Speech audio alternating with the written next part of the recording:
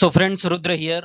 और इस सेक्शन में हम लोग देखेंगे क्लास 6 का एनसीईआरटी का हिस्ट्री चैप्टर 5। तो वो किस टॉपिक पे है? Kingdoms, Kings and early Republic. हम देखेंगे कि कैसे सर्वप्रथम जो है, कैसे राजा राजतंत्र किस रूप में था, किस फॉर्म ऑफ गवर्नमेंट देखेंगे कि कैसे पहले राजा हुआ करते थे, क्या उनकी स्टैंडिंग आर्मी थी या नहीं थी, और उनका आम जनता के साथ, कॉमन मैन के साथ, कॉमन पब्लिक के साथ क्या रिश्ता था, कैसा रिलेशन था, and how the whole social and political structure was.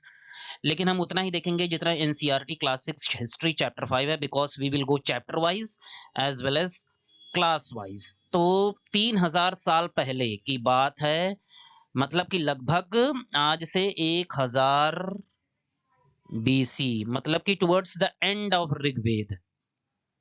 Rigveda हमने चैप्टर 4 और 3 में देखा था कि ऋग्वेद का काल क्या था। 1500 बीसी, 1500 बीसी से 1000 BC, this was the Rigvedic period.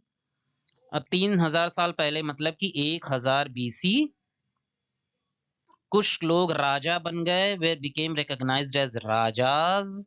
How? By performing big sacrifices, बड़े बड़े यज्ञ करके, बड़े बड़े यज्ञ करके राजा बन गए। और वो यज्ञ, उनमें से एक यज्ञ था अश्वमेध यज्ञ। अश्व मतलब होता था घोड़ा, उस घोड़े को खुला छोड़ दिया जाता था, वो जहां जहां जाता था उसके पीछे राजा के सैनिक, पूरी सेना चलती थी। और वो जिस राज्य में प्रवेश कर जाता था, सपोज ये एक राज्य है, इसमें राजा, इसमें घोड़ा प्रवेश कर गया, उसके पीछे पूरी जनता, पूरी आर्मी थी राजा की। तो यहाँ का राजा अगर जो उस घोड़े को जाने देता था, अपने राज्य में घूमने देता था, तो वो मतलब कि मान लिया जाता था कि ये राजा जो है, इसकी जो है सबॉर्डिनेट होना स्वीकार कर लिया, मतलब कि जिस राजा ने घोड़ा छोड़ा है उसकी अधीनता स्वीकार कर ली है। अदरवाइज अधीनता नहीं स्वीकार कर रहा है, इंडिपेंडेंट रहना चाहता है, तो उसे इस राजा की सेना के साथ लड़ाई करनी पड़ती थी, और हार जाता था, जीत जाता था, जैसा भी होता था। सो दिस वाज अश्वमेध और हॉर्स सैक्रिफाइस जिसे कहा जाता था। ये towards the end of the Rigvedic period हुआ। और ऑर्डिनरी पीपल को क्या कहते थे? ऑर्डिनरी पीपल को कहते थे हम विश। ऑर्डिनरी पीपल, जो कॉमन पब्लिक थी, आम जनता थी, जो आज की विश, उसी से वैश्य शब्द बना। वैश्य जिसे आज मर्चेंट क्लास कहा जाता है, उसे। और वो क्या लाते थे? Brought gifts. वो राजा के लिए जो है गिफ्ट्स लाते थे। और वो कैसे क्रॉप्स उगाते थे? Rice, wheat, barley, pulses, sugarcane, sesame, mustard. यहाँ राइस हम देखेंगे एनसीईआरटी के चैप्टर में। एक प्रश्न है कि ऐसा कौन सा इसमें से क्रॉप्स है जो चैप्टर 4 में या चैप्टर 3 में मेंशन नहीं है। तो चैप्टर 3 इसका हड़प्पन सिविलाइजेशन से रिलेटेड है। हड़प्पन सिविलाइजेशन में जो है, चूंकि ये देश के, इंडियन सब कॉन्टिनेंट के, हड़प्पन सिविलाइजेशन मोस्टली जो उसका जो मेच्योर हड़प्पन सिविलाइजेशन था, वैसे तो उस Alamgir as far as Meerut तक था और महाराष्ट्र वगैरह तक था, लेकिन मोस्टली जो है इंडस के ही आसपास उसके सिटीज बसे हुए थे। तो वहां व्हीट और बार्ले, वहां राइस उगाया नहीं जाता था। राइस हम देखेंगे कि रंगपुर और लोथल, लोथल कहाँ? गुजरात के पास। केवल वहीं से उसके एविडेंस मिले हैं, रंगपुर और लोथल, गुजरात के पास। तो ये एक राइस जो है कॉमन बना। ये इंटीरियर, ये and of the Rigvedic period, मतलब जो कल्चर था, वैदिक कल्चर, अब वो जो है यहाँ गंगा यमुना और ये पूरे नॉर्थ इंडिया में, मध्य देश जिसे कहा जाता था, सपोज ये इंडिया का नॉर्थर्न हिस्सा है, तो कि नॉर्थ वेस्ट से जहाँ ऋग्वेदिक कल्चर डेवलप हुआ, वहां से ये इंटीरियर में आया towards the end of the Rigveda period, that is 1000 BC. तो ये हो गया, क्रॉप्स हमने देख लिया। सम सेटलमेंट्स, इसके कुछ सेटलमेंट्स जो जनपद के रूप में, जनपद मतलब जनपद, जनपद जिसे कहते हैं, इसका मतलब क्या होता है? पद मतलब होता है जहां पांव पड़े, और जन मतलब कि लोगों का। तो मतलब कि ये टेरिटरी, ये एरिया को डिनोट करता है, इसे जनपद कहा जाता है। तो कुछ जनपदों का जो है साक्ष्य एविडेंस मिला है, जैसे पुराना किला दिल्ली में, हस्तिनापुर मीरठ के पास, अतरंजी खेड़ा नियर एटा, एटा के पास। एटा एक जिला है यूपी में। तो ये प्रश्न आ सकता है, ये क्वेश्चन आ सकता है कि कौन कौन से जनपद यूपी में है, यूपी स्पेसिफिक, यूपी पीसीएस या लोअर पीसीएस या पेट के किसी एग्जाम में आ सकता है, क्योंकि एनसीईआरटी है, एनसीईआरटी के क्वेश्चंस और जो फैक्ट्स हैं वो इंपॉर्टेंट हो जाते हैं। तो ये जो है हस्तिनापुर और अतरंजी खेड़ा,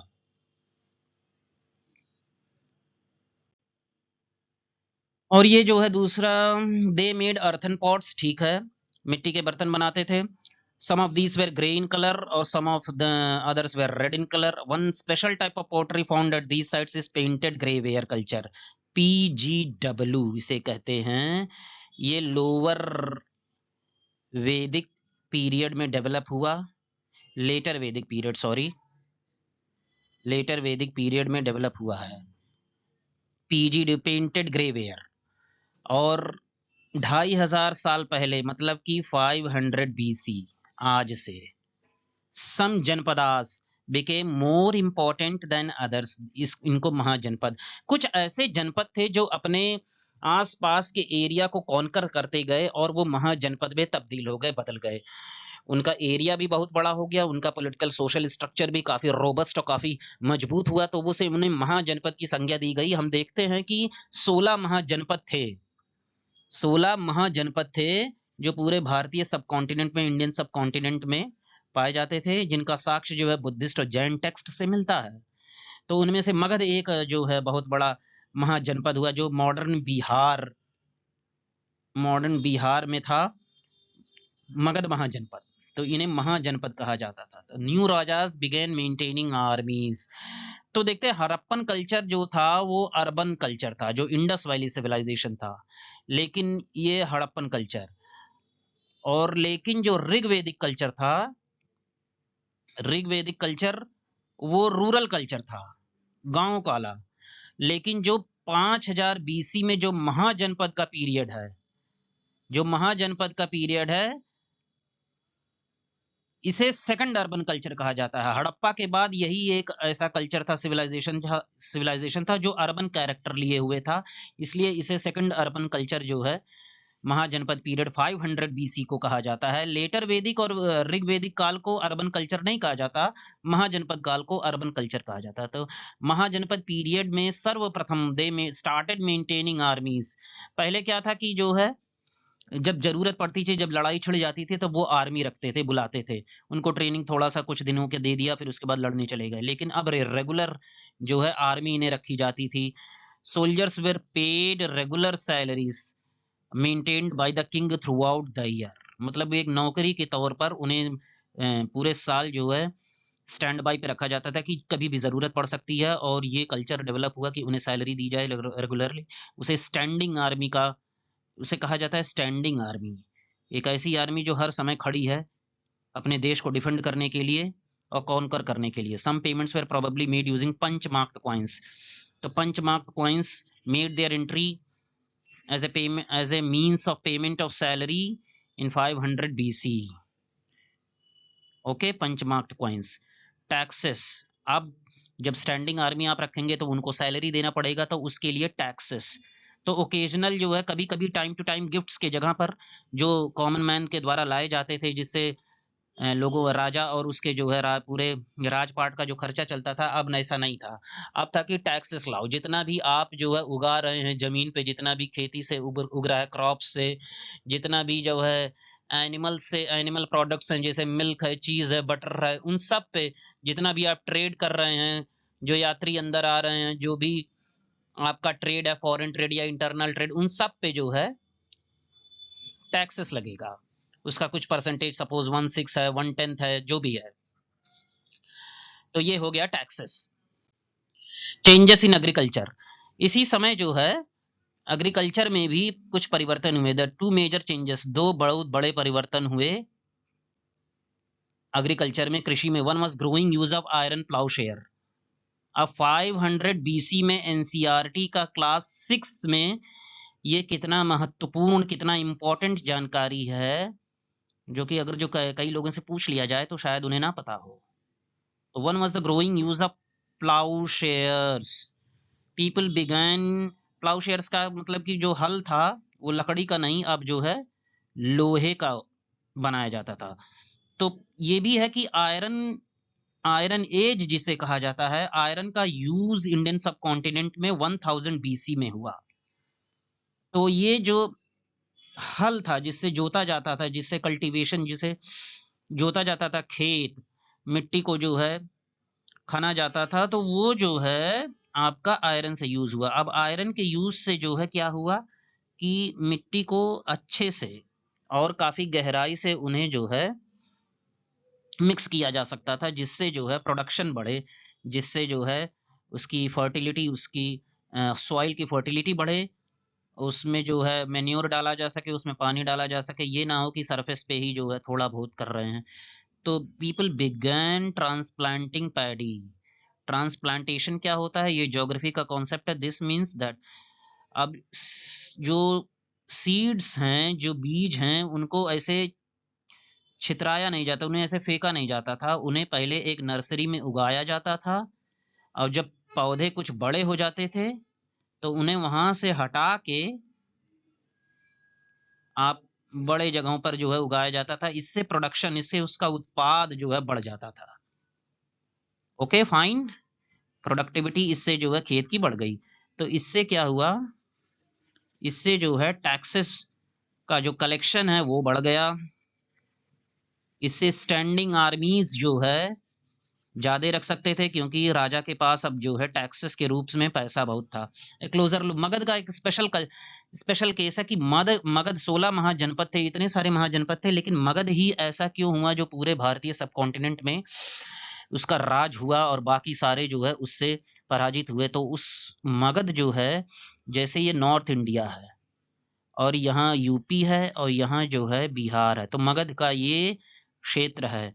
तो एनसीईआरटी कहता है कि दो महत्वपूर्ण नदियां जो हैं बिहार से पास करती थी पटना में, ये सोन नदी और ये गंगा नदी, ये दो नदियां जो हैं इनका जो है मिलना होता था। अब ये नदियों का क्या है, ये ट्रांसपोर्ट के लिए यूज होता था, कहीं से भी आ जा सकती थी शिप्स, जिससे जो है सामान जो है ट्रांसपोर्ट कर सकते थे। Water supplies making the land fertile. नदियां आप जानते हैं जहां पर रहती हैं, अलुवियल सॉइल कितना फर्टाइल है, उससे खेती कितना जो है प्रोडक्शन कितना ज्यादा होगा, टैक्सेस कितने ज्यादा होंगे, सैलरीज ज्यादा पे कर सकते हैं, स्टैंडिंग आर्मी का जो है स्ट्रेंथ, उनका मेंबर्स ज्यादा हो सकते हैं। Parts of Magadha were forested. ये तो आज हम देख लेते हैं कि खुली मैदान है, लेकिन ये पहले जो है इसमें जंगल ही जंगल थे। तो जंगल में एलिफेंट्स पाए जाते थे, हाथी, जिन्हें ट्रेन करके जो है आर्मी में यूज किया जा सकता था लड़ाई में। अब हाथी के सामने कौन टिकेगा, घोड़े और इंसान तो टिक नहीं सकते। तो ये मगध का एक बहुत बड़ा जो है स्ट्रैटेजिक इंपॉर्टेंट था कि उसके जो नदियां थी, जंगल थे। Forest also provided would for building houses. उन जंगलों की वजह से जो है कई सारे हमारे पेड़ काट के उससे लकड़ी से घर बने, कार्ट्स बने, जैसे घोड़े से बांध के चैरियट्स में जो है इनका इस्तेमाल हुआ। Besides there were iron ore mines. जो छोटा नागपुर प्लेटो है, आप जानते हैं, जैसे ये नॉर्थ इंडिया है, ये बिहार है, तो ये छोटा नागपुर प्लेटो, तो यहाँ से आयरन माइंस जो है झारखंड, बिहार, तो आयरन माइंस यहाँ पर ज्यादा है, तो इससे आयरन का प्रोडक्शन यहाँ पर था। अब इस आयरन को जो है इससे हथियार बनाए जा सकते थे, तलवार है, जो भी है, तरह तरह के टूल्स एंड वेपन्स बनाए जा सकते थे। अब दूसरा है कि कैपिटल्स ऑफ मगध क्या है।